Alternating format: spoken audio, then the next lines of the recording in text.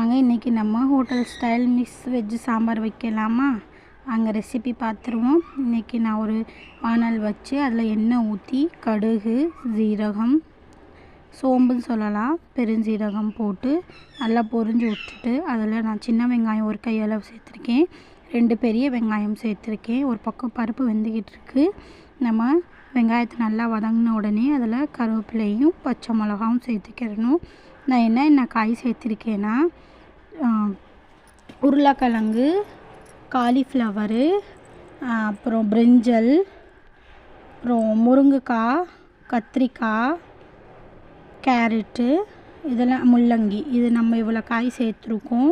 மாங்காய், நான் இந்த காயெலாம் சேர்த்துருக்கேன். நம்ம தக்காளி போட்டு நல்லா வதங்கின உடனே எல்லா மசாலா, நான் என்னென்ன மசாலா சேர்த்துருக்கேன்னா சாம்பார் மசாலா, மிளகாத்தூள், மஞ்சள் தூள், மல்லித்தூள் இதை சேர்த்துட்டு நம்ம காயை இதில் சேர்த்துடலாம். பாருங்கள், நான் எல்லா காயுமே சேர்த்துட்டு நல்லா வதக்கிக்கிறணும்.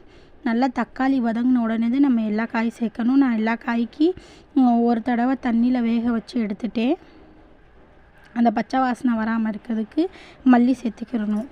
மல்லி சேர்த்துட்டு மல்லி சேர்த்துட்டோம்னா அந்த டேஸ்ட் நல்லாயிருக்கும். பாருங்கள், தண்ணி ஊற்றிக்கணும். தண்ணி ஊற்றிட்டு காயை நல்லா வெந்த உடனே அதில் நம்ம பருப்பை கடைஞ்சி வச்சுருக்க பருப்பில் நான் என்ன போட்டேன்னா இஞ்சி வெள்ளைப்பூடு பேஸ்ட்டு, தண்ணி, மஞ்சள் தூள் போட்டு வேக வச்சு எடுத்துட்டேன்.